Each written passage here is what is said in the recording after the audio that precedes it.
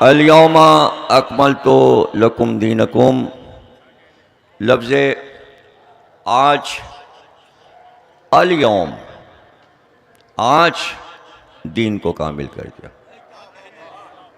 इस आज की अहमियत को समझिए कि आज क्यों कहा अल्लाह ने।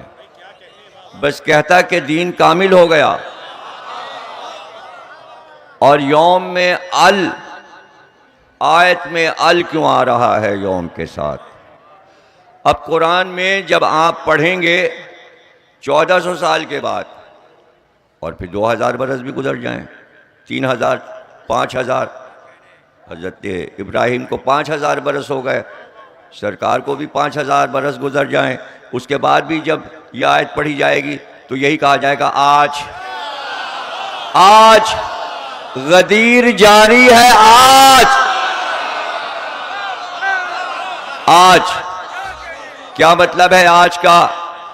कि कोई वाक़या हुआ था तो उसके लिए तारीख में ढूंढना पड़ेगा, पूछना पड़ेगा तफसीर कुरान से, ये आज आया किस दिन था, ये आज हुआ कब था। तो उस आज की तलाश में, अल-यौमा की तलाश में, ज़हन इंसानी को सिराते मुस्तकीम गदीर की शक्ल में, विलायत अली की शक्ल में, आज कोई तो आज होगा, किसी दिन तो कहा होगा पैगंबर ने। तो उसी आज की तलाश है कि गदीर न भूल जाना। उसी दिन नेमतें तमाम हो गईं, नेमतें तमाम हो गईं। नेमत के मानी रोटी नहीं है यहाँ, खाना नहीं है, कपड़े लत्ते नहीं हैं, मकान जमीनें नहीं है, पैसा दौलत नहीं है, खाना नहीं है, कपड़े लत्ते नहीं हैं, हमने तमाम कर दिया। अब इसके बाद कोई होता इमामत के बाद नहीं है, अली भी इमाम, मेहदी भी इमाम। अब अगर जैसा कि कहा जाता है, हम दोहराते हैं सूरह रहमान में, फ़ाबिअय्यि आलाए रब्बिकुमा तुकज़्ज़िबान, तू अपनी रब की नेमतों को कहाँ तक झुटलाएगा। रब की नेमतें यानी नेमत की कदर की जाती है, यह कुरान ने सिखाया। सबसे बड़ी नेमत अली की इमामत व विलायत है। अगर कोई इसका कदरदान नहीं तो वो इंसान ही नहीं, फिर उसका ताल्लुक इस्लाम से है ही नहीं। कदर करो, अल्लाह ने नेमत दी है, उसकी कदरदानी करो। कदर के साथ साथ जाहिर है कि जब खुतबा गदीर दिया सरकार रिसालत ने, तो उसमें सब कुछ बताकर दोबारा तौहीद समझाई, पूरा दीन खुतबा गदीर में दोहरा दिया। सारी चीज़ों को जो कह चुके थे फिर दोबारा दोहराया, और उसके बाद अली के फ़ज़ाइल शुरू किए। वो हदीसें जो अली के बारे में कह चुके थे उनको दोबारा सुनाया। अली मुझसे है, अली की मेरी निस्बत वो है जो हारून को मूसा से निस्बत थी। वो सारी हदीसें सुनाने के बाद बताया कि कुरान में कितनी आयतें अली की शान में उतरी हैं। उसके बाद जब ख़त्म किया खुतबे को तो कहा, तुम में दो गरा कदर चीज़ें छोड़ कर जा रहा हूँ। एक किताब है, एक मेरी इतरत, एक कुरान है, एक मेरी आल। जब सब कुछ कह चुके तो एक बात कहा कि मैंने अली को आज मौला यानी के वली यानी के हाकिम बना दिया। अब तुम अली को अपना हाकिम तसव्वुर करना। और सुनो, अगर तुम विलायत अली नहीं मानोगे, अली को वली नहीं मानोगे, अली को मौला नहीं मानोगे, तो याद रखना ना तुम कुछ हमारा बिगाड़ सकते हो, ना अल्लाह का बिगाड़, ना अली का कुछ बिगड़ेगा, तुम्हारा सब बिगड़ जाए। गया दीन हाथ से, हमें कोई नुकसान नहीं होगा, अल्लाह को कोई नुकसान नहीं होगा। हाँ, इंसानियत घाटे में है, वलस्र इन्नल इंसान लफी खुस्रिन इल्लल्लज़ीना आमनू व अमिलुस्सालिहाति वतवासौ बिल हक़्क़ि वतवासौ बिस्सब्र। या अली, ये सूरा तुम्हारी शान में आया है, तुम्हारा नाम अल्लाह ने कुरान में यहाँ वल असर रखा है। अली वल असर है, महदी अल असर है। इमाम असर, जमाने का इमाम। और फिर कसम खाकर कहा, वक्त की कसम, इंसानियत घाटे में है।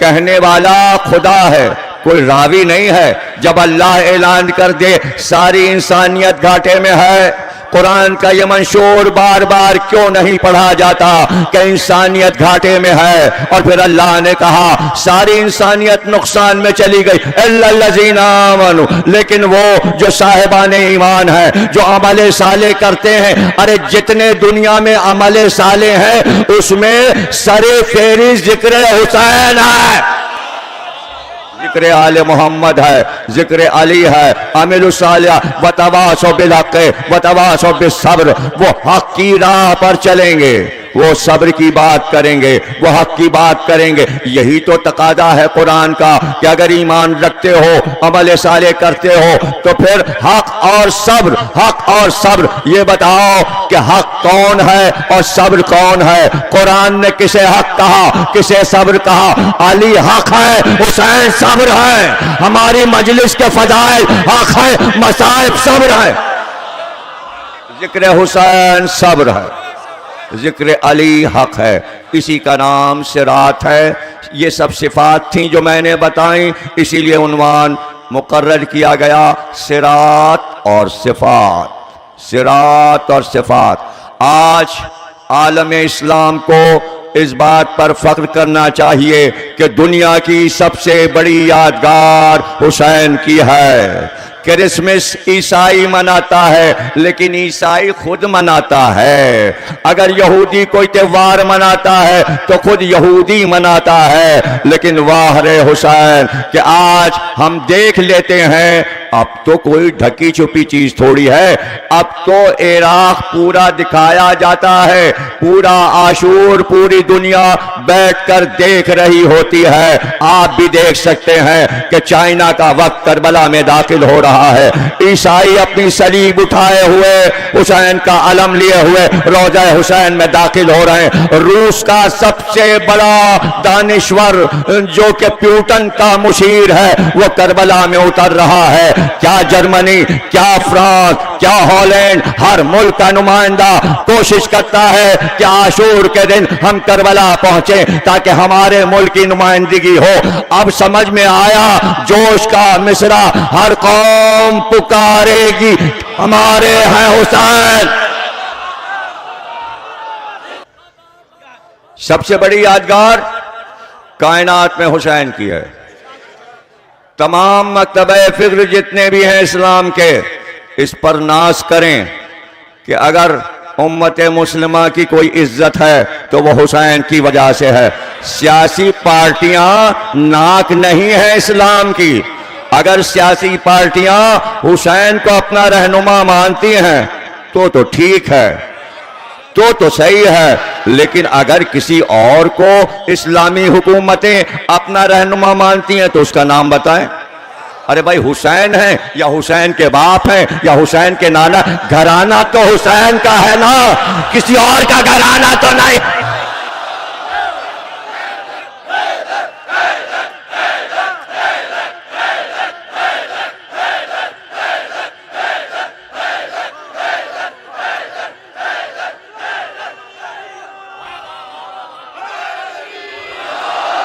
मैं समझता हूं जो साहिबाने मुतालिया हैं, जो साहिबाने मुतालिया हैं, इस वक्त माशाल्लाह एमक्यूम का पूरा वफ्द, सब हजरात तशरीफ़ लाए हैं। मजलिस अज़ा में आमिर साहब भी तशरीफ़ फरमा हैं, आमिर खान साहब, फिर फ़ारूक सत्तार साहब भी तशरीफ़ फरमा हैं। इससे पहले भी कुछ हजरात आए थे, मेरे इल्म में आया। लेकिन मैं, जाहिर है कि ये वो हजरात हैं जिन्होंने कराची की खिदमत की है और मेरे ख़्याल में अब भी कर रहे हैं।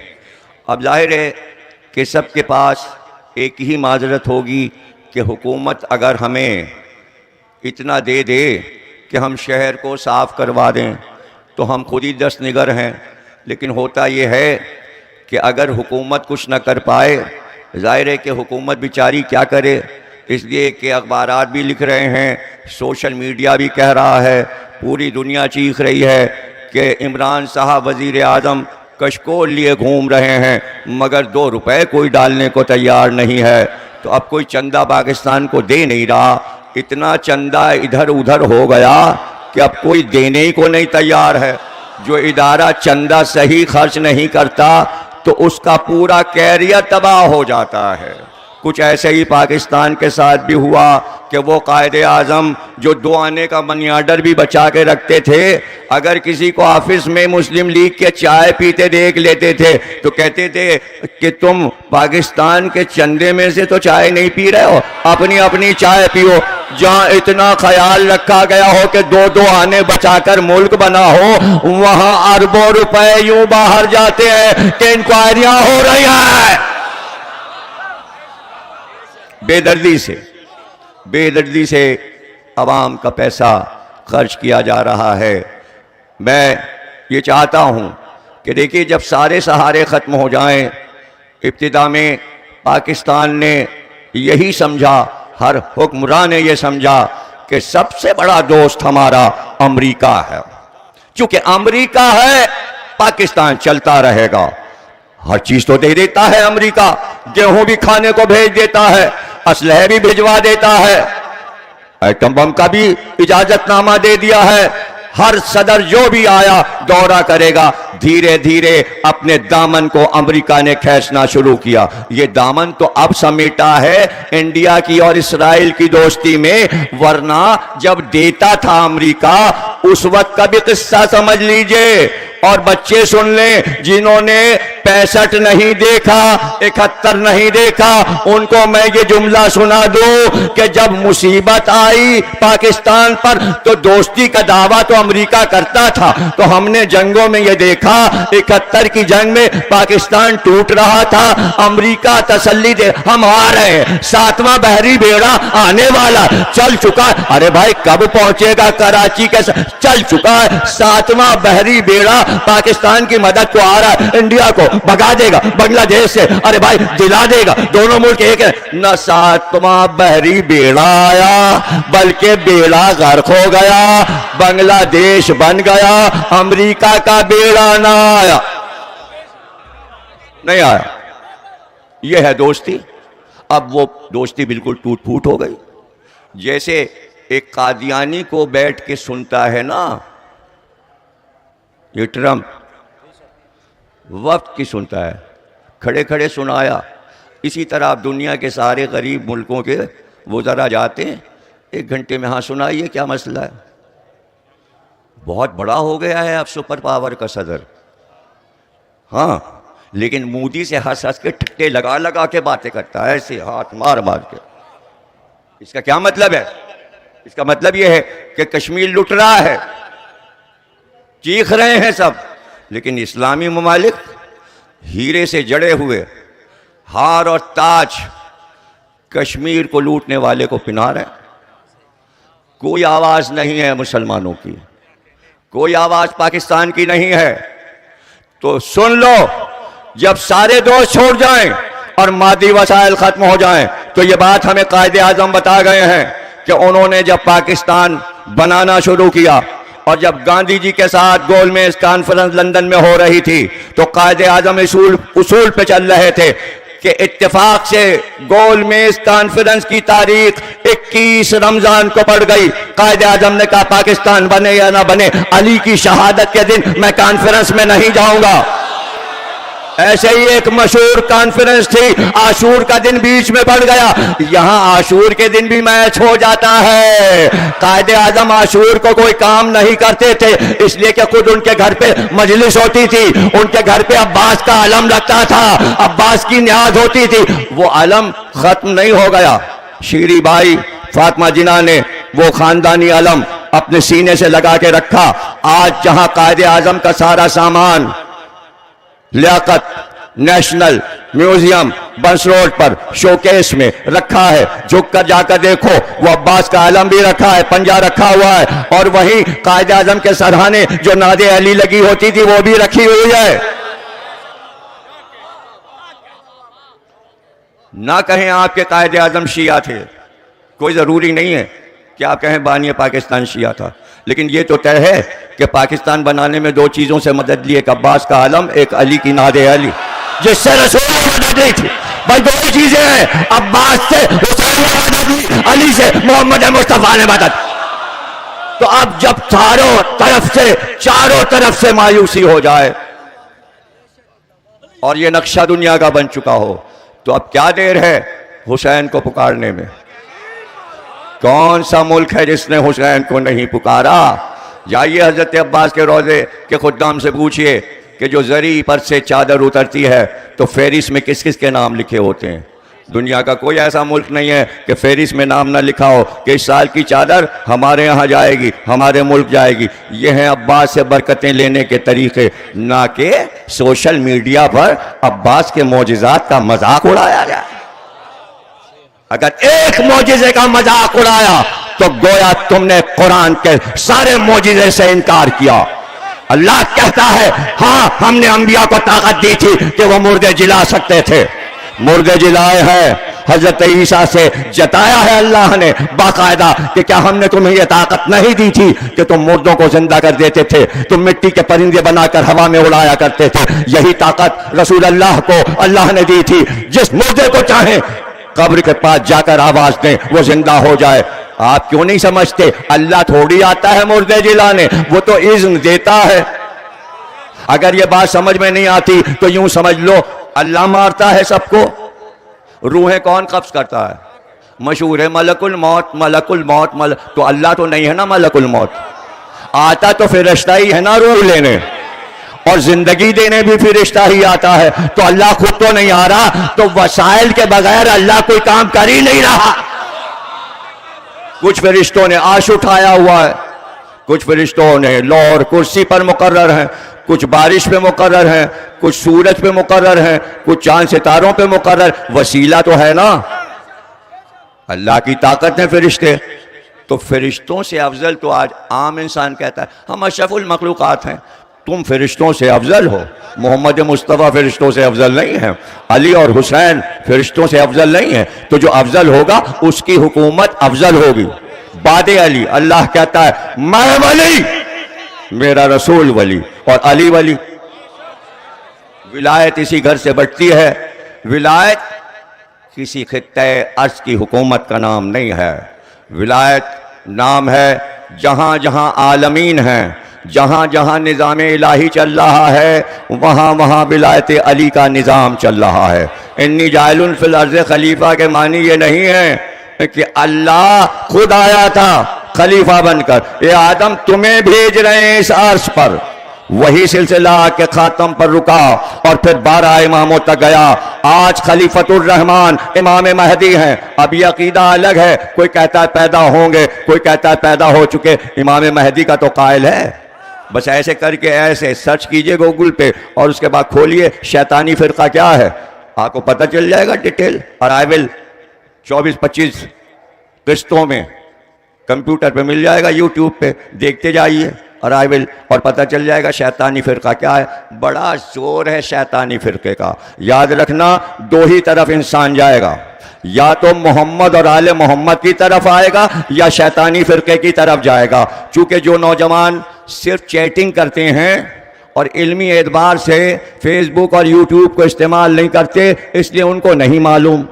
तफरीहात तो सभी हो जाती हैं, थोड़ा सा मौका इल्मी मालूमात के लिए निकालो तो पता चलेगा तुम्हारे मुल्क के साथ क्या हो रहा है और इस्लामी बिलाद के साथ क्या हो रहा है। खेल कूद तो जवान की आदत होती है, मगर खेल कूद के साथ साथ अगर खेल खेल में अपनी कौम को तुम संवार गए तो बड़ी बात है।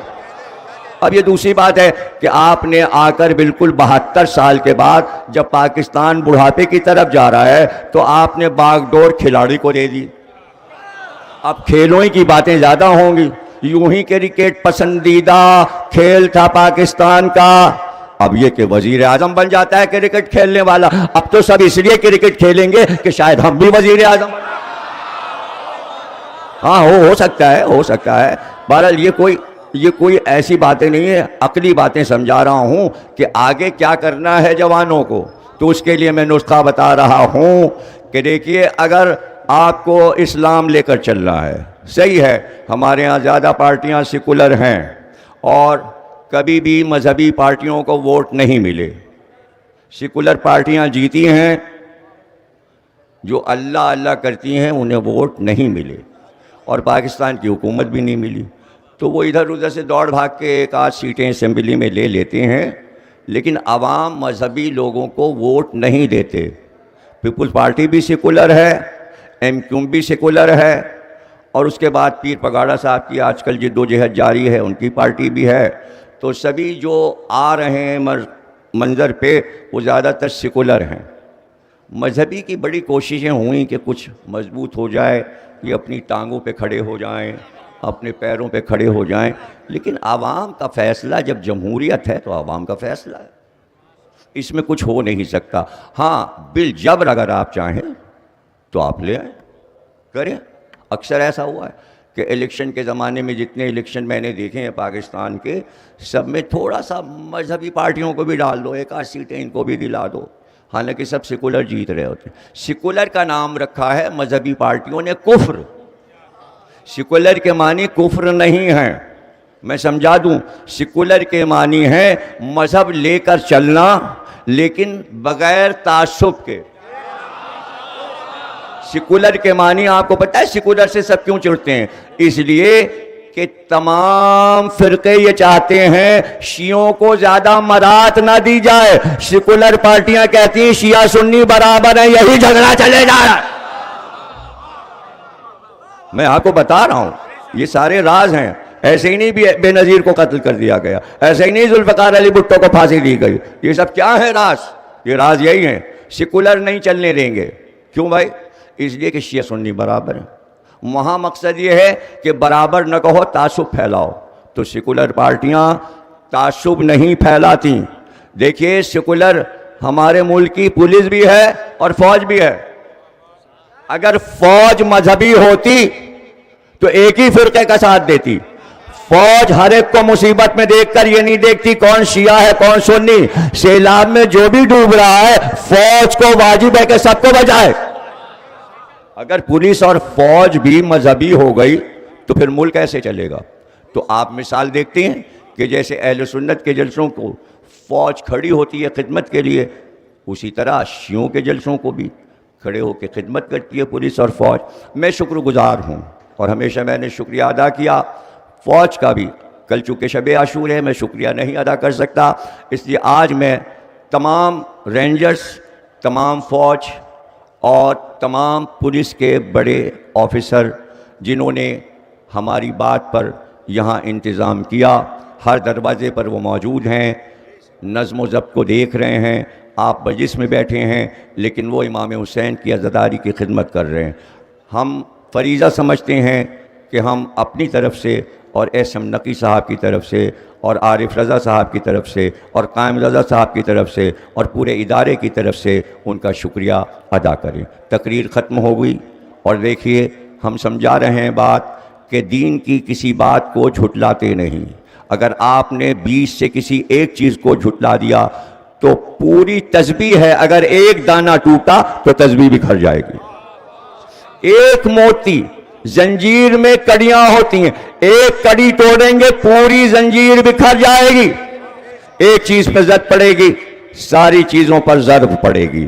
इसलिए किसी चीज का इनकार न करें जो सरकार से मुताल्लिक हो, कुरान से मुताल्लिक हो, सरकार की आल से मुताल्लिक हो, उन सब का एहतराम करें और खूब एहतराम करें। इसलिए कि सरकार की आल का एहतराम असहाब नबी ने भी किया, अज़वाज नबी ने भी किया। उम्मे सलमा, उम्मुल मोमिनीन हज़रत आयशा रज़ी अल्लाह ताला अन्हा, ये सब करबला की गवाह हैं कि जब जिब्रील आए हैं हुसैन के बचपन में खाके शिफा लेकर, तो 9 उम्मुल मोमिनीन जिंदा थीं और सब रवायत करती हैं कि हुसैन की शहादत की खबर जिब्रील रसूल अल्लाह को दे गए थे। सबकी रवायतें अहले सुन्नत और शियों की किताबों में हैं। मुहद्दिस देहलवी जो अहले सुन्नत थे उन्होंने इस रवायत को लिखा है और सिर्रुल शहादतैन उनकी मशहूर किताब है, उसका तर्जुमा उर्दू में हो गया। उसके पेश लफ्ज़ में शुरू में 2 जुमले लिखे। उन्होंने लिखा, मेरी खानखा में जहाँ तरीक़त और शरीयत की बात होती है वहाँ साल में 2 मजलिसें होती हैं हमारे यहाँ, एक नबी की मजलिस, एक नबी के नवासे हुसैन की मजलिस मुहर्रम में। ये सिर्रुल शहादतैन के पेश लफ्ज़ में लिखा है उन्होंने, और ये पढ़कर मैंने पिछले से पिछले साल मेट्रो टीवी पे सुना दिया था एक तकरीर में किताब दिखाकर। इसलिए मजलिस सबकी है, हर एक की है, सबको हिस्सा लेना चाहिए, सब शामिल हों। कायदे आज़म की तस्वीर फेसबुक पे पड़ी है, पाकिस्तान की पहली तस्वीर में कायदे आज़म बैठे हुए, उनके साथ तमाम मुस्लिम लीग के बड़े बड़े लीडरान बैठे हैं। इसलिए तमाम हुक्मरानों को मजलिस में आना चाहिए। कहीं जाएं, रवायत है नश्तरपार जाएं, खुरासान जाएं, जो करीब पड़े वहाँ चले जाएं। तो मैं समझता हूँ सियासी रहनुमा जो मजलिस में आते हैं वो अपने छोटों को अच्छा अदब सिखा रहे हैं कि भाई एक एक दिन हर अज़ा खाने में जाओ और ज़रूर जाओ, और जाना चाहिए ताकि ताज़ियत तो अदा हो जाए। आज कोई हैरत की बात नहीं कि अपने मुल्क के मुसलमान अगर अज़ादारी में हिस्सा ले रहे हैं, जाइए अल्बानिया जाइए, रोमानिया बल्गारिया के साथ मुल्क लगा हुआ है, यूरोप का मुल्क है। इटली के बिल्कुल सामने बीच में समंदर है, इटली के सामने अल्बानिया है। आज से 600 बरस पहले अल्बानिया के 2 आदमी ज़ियारत करने के लिए करबला गए थे। जब हज़रत अब्बास के रोज़े पर पहुँचे तो वहाँ के खुद्दाम ने कब्र हज़रत अब्बास की थोड़ी सी खाक शिफा उनको तोहफे में दे दी। जब वो लेकर अल्बानिया वापस आए तो आज से 600 साल पहले अल्बानिया का जो बादशाह था उसको पता चला कि ये 2 आदमी करबला से अब्बास की कब्र की खाक लाए हैं। उन्होंने उसे अपने घर में रखा था। वहाँ अल्बानिया के लोग ज़ियारत करने जाते थे। ये सब कुछ नेट पे पड़ा है, किताब पढ़ने की ज़रूरत नहीं, लेकिन किताब मैं बता दूं, अल्बानी ज़बान की किताब लंदन से छपी है, मोजिज़ाते हज़रत अब्बास। उस पर हज़रत अब्बास की छवि बनी है, हज़रत अब्बास के हाथ में अलम है। टाइटल आपको बता रहा हूँ, किताब आपको नेट पे मिल जाएगी, PDF में मिल जाएगी। 1 नहीं 8 किताबें इंग्लिश में, अल्बानी ज़बान में, फ्रेंच में, अंग्रेज़ी में नेट के ऊपर पड़ी हैं। जो सुना रहा हूँ आप किताब में नेट के ऊपर अपने हाथ के मोबाइल में पढ़ सकते हैं PDF में लेकर। लंदन यूनिवर्सिटी से भी किताबें इशू हुई हैं इसके बारे में, वो भी नेट पर पड़ी हुई हैं। जो मैं सुना रहा हूँ किसी बड़ी किताब के देखने की कुतुबखाने में जाने की ज़रूरत नहीं है। जो मोबाइल आपके हाथ में है उसी में अभी मिल जाएगा। मेरी मजलिस के बाद हज़रत अब्बास का ताबूत उठने के बाद घर जाइएगा तो खोल के देख लीजिएगा, अल्बानिया दिखेंगे, सब सामने आता चला जाएगा, एक एक चीज़ आ जाएगी। बादशाह को पता चला, उसने कहा भाई ये तुमने अपने घर में रखा है, इसको तो एक बुलंदी पर रखना चाहिए और किसी बुलंद मकाम पर इस खाक को रखो। तो जो सबसे ऊंचा पहाड़ था अल्बानिया का, उसकी बुलंदी पर एक रोज़ा बनवाया गया। वो रोज़ा तस्वीर उसकी आपको मिल जाएगी नेट के ऊपर, सब्ज गुंबद है उसका, वहाँ वो खाक रखी गई। बादशाह खुद ज़ियारत करने गया, फिर सारे अवाम गए, फिर उन्होंने हज़रत अब्बास को पुकारा। अब ये अल्बानिया वालों का अकीदा है, किसी के अकीदे में हमें बोलने का हक नहीं है। जो हमारा अकीदा वैसे ही दूसरों के अकायद हैं। ये कौम जिसका नाम बख्ताशी कौम है, खे आता है, बेखे बख्ताशी कौम जो अल्बानिया में आबाद है, उन्होंने पुकारा कि अब्बास हम गरीब हैं। हुक्मरानों को भी पढ़ना चाहिए कि गरीब हुकूमत अमीर कैसे हो जाती है। बख्ताशी कौम के ज़्यादा अफराद इस वक्त तुर्की में रहते हैं, कुछ यूरोप में रहते हैं, कुछ इंग्लैंड में हैं, कुछ फ्रांस और जर्मनी में हैं, लेकिन भरी हुई है अल्बानिया में बख्ताशी कौम। उन्होंने हज़रत अब्बास को पुकारा। उनका अकीदा है कि हमारे बुलाने पर अब्बास आए।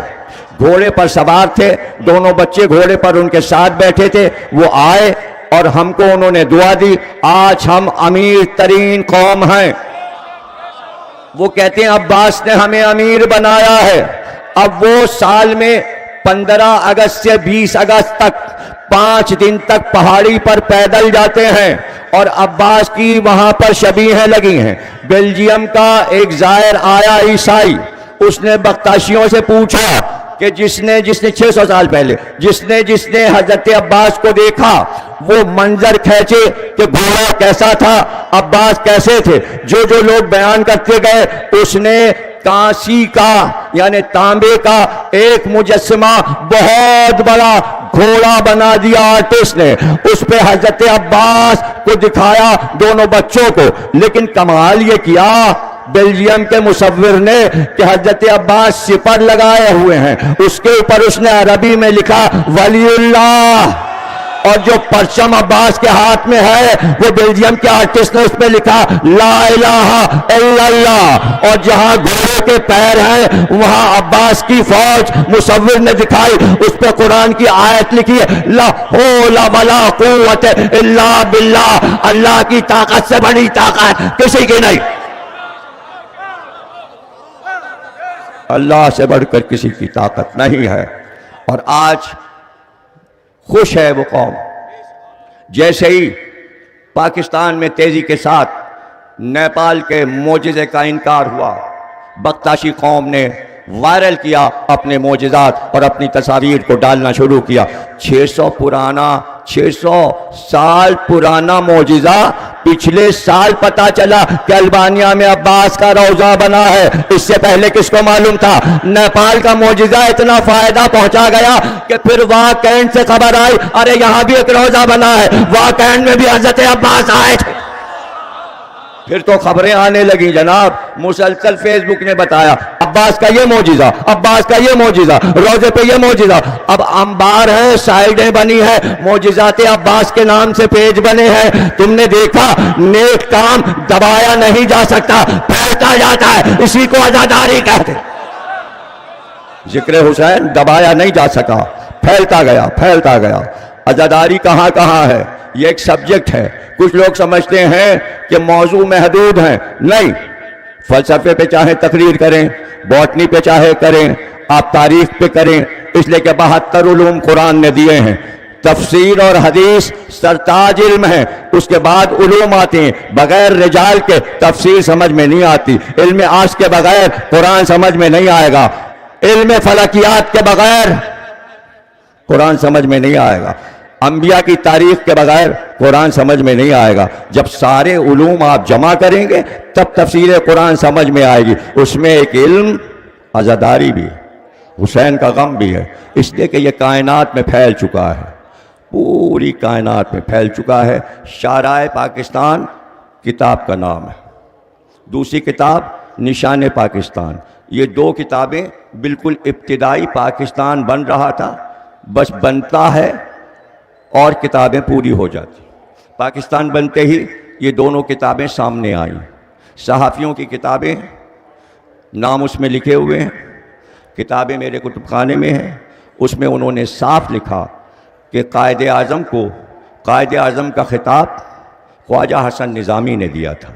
ख्वाजा हसन निज़ामी ने अपने अखबार तजल्ली में सन दिया हुआ है, ये बात लिखी कि कायदे आज़म का ख़ानदानी नाम जुलजना था और 4 पुश्तों से जुलजना नाम चला आ रहा था, इसलिए कि जुलजना से मन्नत के तौर पर उनके जद पैदा हुए थे। जब आगे नाम बढ़ा तो जुल हटा दिया गया और जिना रह गया। लेकिन आधा तो है ना बरकती नाम, जिना किसी का दुनिया में नाम नहीं हुआ, ये लफ्ज आधा है जुल जिना का। इस पे क्या एतराज़ है? कोई एतराज़ की बात नहीं है।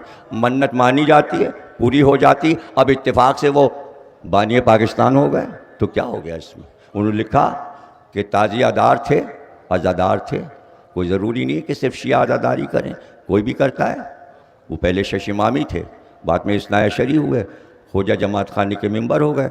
नुसरत भुट्टो एक बार एक मीटिंग में मेरे साथ बैठी थी, उनको एक लेटर पेश किया गया ख्वाजा जमात खानी की तरफ से, जो कायदे आज़म के मज़हब से मुताल्लिक था कि कब कोर्ट में जाकर उन्होंने मज़हब बदला। वो ख़त मैंने खुद देखा है, मेरे पास फ़ोटो स्टेट है।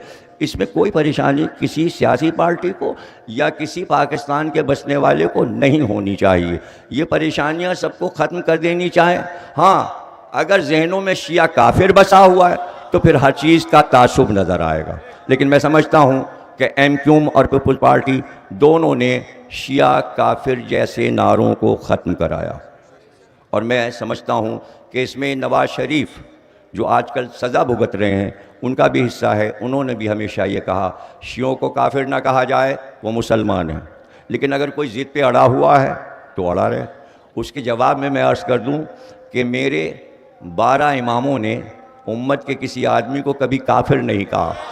इसलिए हम चूँकि 12 इमामों के कहने पे चलते हैं, आज तक तारीख़ में शियों ने किसी फ़िरके को काफिर नहीं कहा।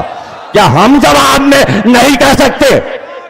लेकिन हमने क्यों नहीं कहा? इसलिए नहीं कहा कि कलमा पढ़वाने वाले हमारे अजदाद ही तो थे। हमें तो लाज रखनी है कलमे की, इसलिए हम किसी को काफिर कहेंगे नहीं। हद यह है कि करबला में सब काफराना काम लश्कर यजीद कर रहा था, हुसैन ने ये नहीं कहा तुम काफिर हो, कहा तुम मुसलमान हो। हद यह है कि पूरे घराने को मार डाला यजीद ने। हजरत ज़ैनब ने यही कहा तू मेरी नाना की उम्मत में है, ये नहीं कहा यजीद तू काफिर है। क्यों?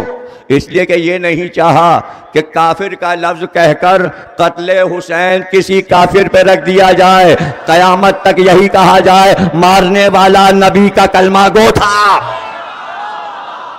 किसी गैर कौम पर करबला का इल्जाम नहीं है।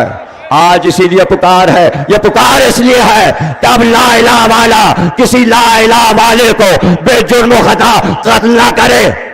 अगर यही पैगाम आम होगा तब टारगेट किलिंग रुकेगी, तब रोकी जा सकती है कि जो ला इलाहा कह दे। सही बुखारी में वाक़या है कि उसामा बिन ज़ैद बिन हारिसा लड़ रहे थे, कम उम्र थे, तलवार उठाई खैबर में मारने के लिए एक यहूदी को। जैसे ही तलवार उन्होंने उठाई उसने कहा ला इलाहा इल्लल्लाह, मगर तलवार उनकी चल चुकी थी, वो कत्ल हो गया। रसूल अल्लाह को खबर, सही बुखारी पहली हदीस की किताब, बुलाया रसूल अल्लाह ने कहा जब उसने ला इलाहा कह दिया था उसामा तुमने फिर क्यों मारा? उसामा रसूल अल्लाह के घर में पली, रसूल अल्लाह की कनीज़ उम्मे ऐमन के पोते हैं, समझे ना, उसी ख़ानदान उम्मे ऐमन के ख़ानदान से, ज़ैद बिन हारिसा के बेटे हैं। उसामा तुमने क्यों कत्ल कर दिया? कह रसूलल्लाह वो अपनी जान बचाने के लिए उसने ला इलाहा इल्लल्लाह कहा तुम उसके दिल में बैठे थे? तुम उसके दिल में बैठे थे? ये हदीस है क्लियर।